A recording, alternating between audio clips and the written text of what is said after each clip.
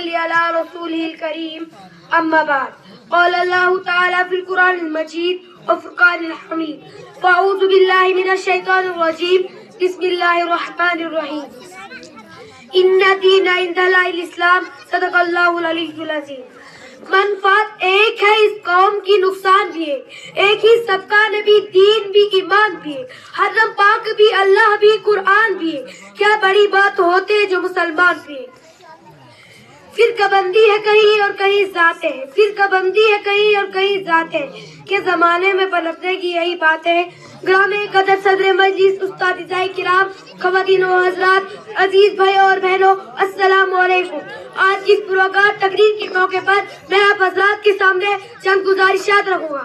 مجھے امید ہے آپ غور و خوض فرمائیں گے. اللہ سبحانہ و تعالیٰ کے بھی شکر و احسان ہے، اس نے ہمیں بہترین مخلوق بنایا. لقد خلقنا الانسان فی احسن تقویم. ہم نے انسان کو بہترین ساخت میں بنایا. اس کے ساتھ ہم کو بولنے، سوچنے اور سمجھنے کی صلاحیت عطا فرمائی. ہماری ہدایت کے لیے رسول بھیجی، کتابیں بھیجی، جیسے تورات، زبور، انجیل، قرآن وغیرہ نازل فرمائی. زندگی گزارنے کے لیے اسلام کی شکل میں ہمارے لیے ایک مکمل بہترین نظام حیات کو پسند فرمایا، جو سراسر عمل اور سلامتی کا دین ہے. دنیاوی زندگی اور اخروی زندگی کے لیے ہم کامل رہنمائی عطا فرمائی، اور جس کی ترتیب قرآن میں اس طرح فرمائی گئی ہے، ان دین عند اللہ الاسلام، بے شک اللہ کے نزدیک سب سے بہترین دین اسلام ہے. اس دین کی بنیاد زمین پر اللہ تعالیٰ نے حضرت آدم علیہ السلام کے ذریعے ڈلوائی، جو سب سے پہلے انسان، سب سے مسلمان اور خلیفہ تھے، اور اس کی تکمیل ہم سب کے تاجدار جناب حضرت محمد صلی اللہ علیہ وسلم کے ذریعے کروائی، جو آخری نبی اور آخری خلیفہ تھے.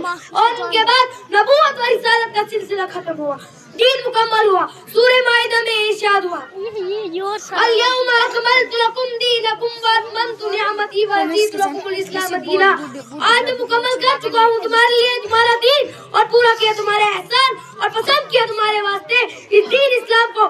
مزید سورہ شعراء میں فرمایا گیا ہے، اے نبی تم کو اس دین کی پیروی کا حکم دیا جا رہا ہے جس دین کی پیروی حضرت نوح علیہ السلام، ابراہیم علیہ السلام، موسیٰ علیہ السلام، عیسیٰ علیہ السلام نے کی ہے.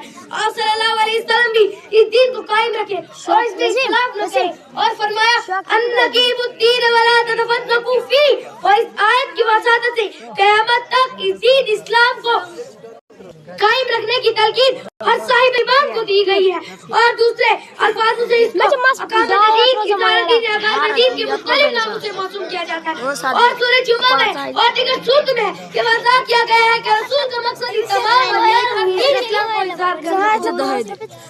اور دوسرے معنوں میں دین اسلام کو قائم رکھنا ہے. اسلام اجتماعیت سکھاتا ہے. یہ فرقہ بندی، مسلک پرستی، جماعت پرستی، شخصیت پرستی، گروہ بندی کی ہر شکل میں مسترد کرتا ہے، اور اپنے ماننے والوں کو صرف مسلمان کہلانے کی تلقین کرتا ہے. اسلام کی بنیاد 5 چیزوں پر ہے.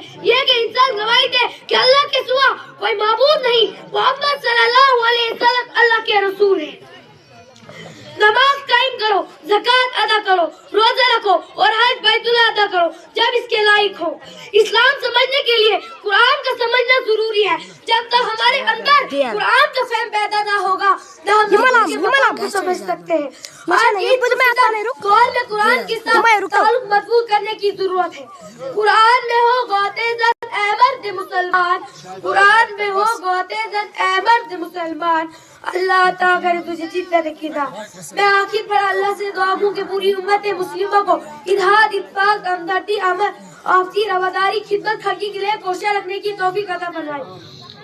میری زندگی کا مقصد تیرے دین کی سرفرازی، میری زندگی کا مقصد تیرے دین کی سرفرازی. میں اسی لیے مسلمان، میں اسی لیے نمازی. وآخر دعوانا الحمدللہ.